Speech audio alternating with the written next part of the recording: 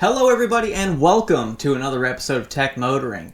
In July of last year, I sold one of my cars to Carvana, one of the biggest online resellers and buyers of cars in the country right now. And how did the process go? Was it easy enough? And did they actually pay me what it was worth? Well, we'll have all those questions answered for you and more right after this. So hit that subscribe button and stay tuned.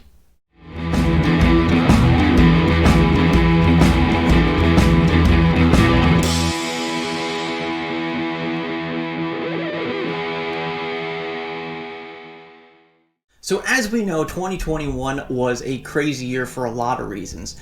Chip shortages, supply chain issues. Let's face it, it made things a heck of a time for a lot of people in a lot of different markets, especially the car market. Whether you were buying a new car or a used car, it was crazy either to see the prices of certain cars or the very limited availability of buying new cars. And with this, certain companies took opportunities to be able to get into that market. Now we know that last year the used car market was crazy, and this year is already looking to be about the same. And with no sign to the end of a chip shortage, how much longer are we going to be waiting for new cars to come into dealer lots? Or how long are we going to be waiting for the used car market to settle down again? But in the summer of 2021, I decided to take a look at how much one of my vehicles was worth. Now, I had a 2016 Mazda CX-5 Grand Touring fully loaded, and that was one of those crossover SUVs that was very popular when they came out. Now, I've owned the car since it was brand new, so it was about 4 years old at the time, a little more than 4 years old. And since I've owned that vehicle, I've not had a single problem with it, and I wasn't really looking to get rid of it. Now, as some of you know, I am in the process of gradually transitioning my fleet to EVs. So a little over 1 year ago, we ended up buying our first EV, which is a 2017 Hyundai Ioniq, which is what my wife drives. I did pre-order a Tesla Cybertruck for myself last year. Clearly, that's not going to be here for a long time, but I was going to keep this Mazda CX-5 for a few more years, at least until the Cybertruck came around, and then I was going to decide what to do with that vehicle. But with the way the used car market was in 2021, I couldn't just sit by and look at some of these prices that these used cars were getting. And so I decided to just see what my car was worth. And so what I decided to do is I decided to go through a couple different options. Now, I was in the thought process of if I can get a decent amount of money for my Mazda, I would go ahead and buy myself a Mustang Mach-E, as some of you know I had. And I was seeing how much I was going to be able to get for my current vehicle, and if I was able to get enough for it, I was going to go ahead and proceed with purchasing the Mustang Mach-E.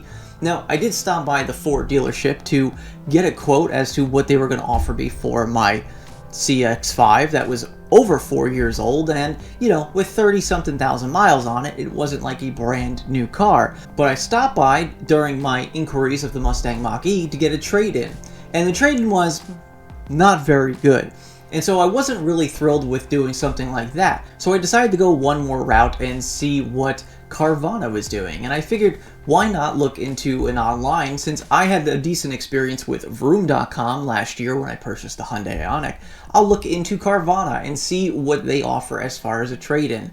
So I went ahead and took a look at Carvana, and they gave me a trade-in that was ridiculous. So they were going to be offering me over $19,000 for my almost 5-year-old Mazda at this point, which was a good offer, but was probably a little less than what I was anticipating buying.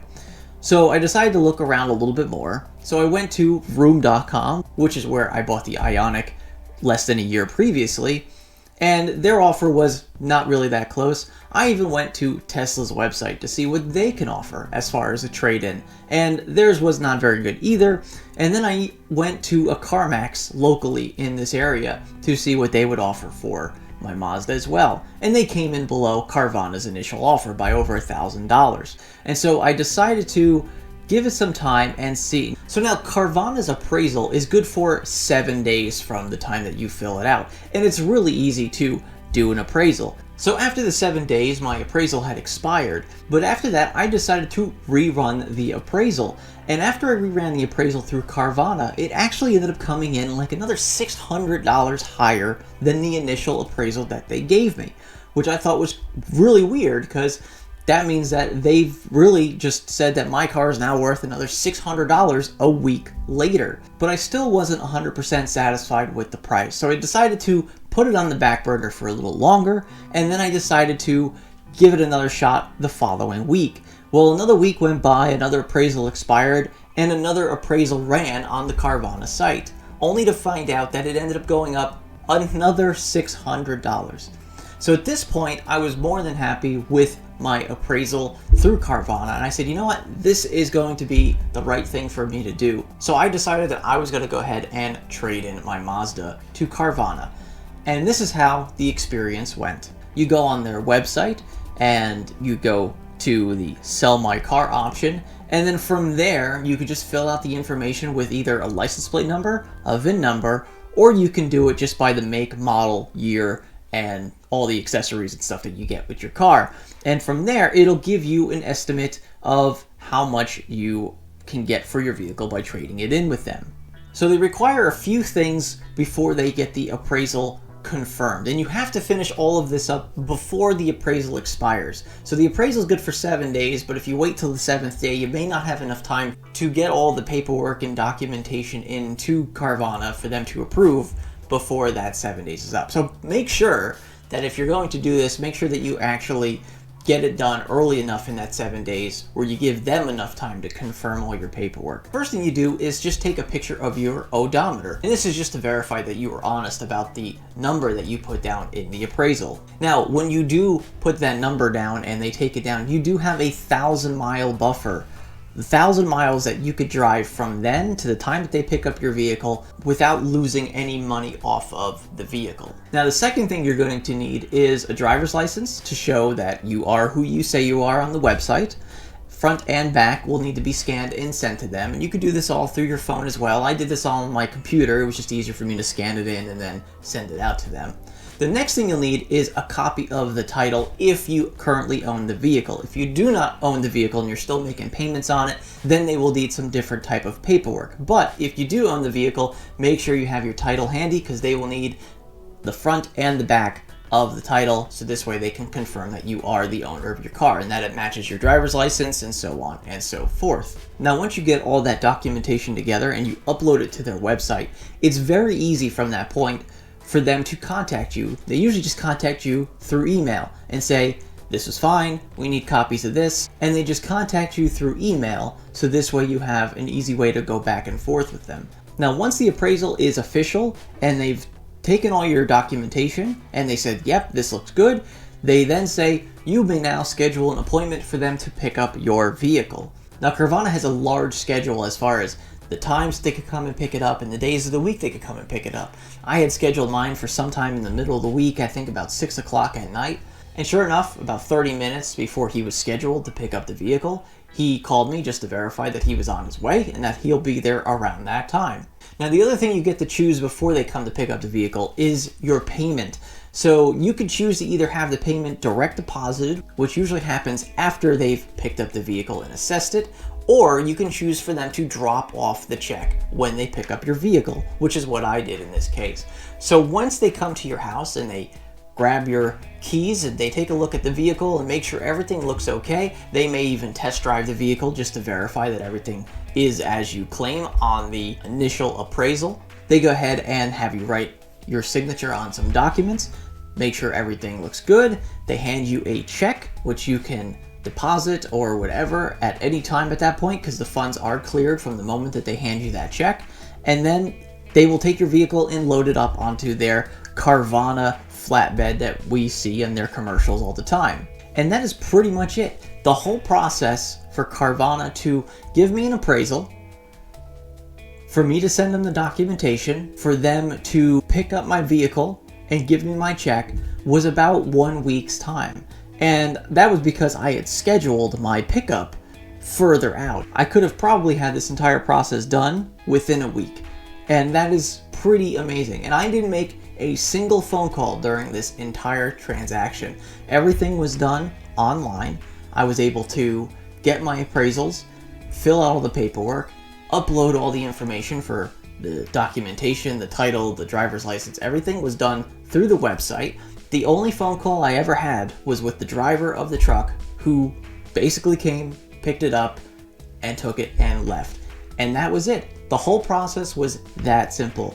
Ended up going to the bank, cashed the check, and sure enough, the process was that easy. Now, if you're thinking that this is probably just a one-off experience with Carvana, and it probably doesn't seem like this every single time, well, a few months later, I ended up convincing my mom to trade in her vehicle. Now, to give you an idea, she had a 2013 Subaru Crosstrek, an 8-year-old vehicle that she's owned since it was brand new, and they offered her $1,000 less than what she paid for that vehicle back in 2013. And we went through the entire process, filling out the online forms, sending in all the documentation, getting everything uploaded and approved, and having them pick up the vehicle in less than a week, handing my mom a check for exactly what they appraised the car, and they took the car and left. Not a single problem, and we did this twice over the course of a few months. So I have to admit that Carvana was extremely positive experience for me and for my mom, who then went out and bought a brand new vehicle with that money that she got from her 8-year-old vehicle. So I have to admit, Carvana actually worked out really well. And I'm curious to know, have you ever used Carvana in the past, whether to buy or to sell? And if you have, leave it in the comments below and let me know how your experience was. Was it as seamless and easy as mine? Was it more difficult, and did you have to make phone calls to people to get things figured out? Leave it in the comments below and let me know how your experience was with Carvana. But I have to admit that considering the amount of money they were willing to pay for a vehicle and the process and procedures that went by so fast and so easily was great. And so with my experience being so easy, is this the future of selling your vehicles? Is it no longer going to a car dealership and trading it in and trying to get as much for your trade-in as possible as they undercut you so badly? So is this the future of how we do business when it comes to buying or selling cars? My experience with Vroom just over a year ago was mostly positive, and you could take a look at that video right up here if you're interested in a different online car company. But other than that, is this how we are going to start doing this in the future? Are we going to start selling and buying cars just online without any type of physical interaction with another human being? But anyway, I'd like to thank you very much for watching today's episode. If you have any questions, go ahead and leave them in the comments below. I'd love to answer them for you. If you have any comments about Carvana or your past experiences, go ahead and leave them in the comments below as well. And I'd like to thank you very much again for watching. Don't forget to check us out on our website, techmotoring.com, on Twitter at techmotoring, facebook.com/techmotoring. I'd like to thank you very much again for watching. And remember, welcome to the future and welcome to Tech Motoring. And we will see you all on the next episode.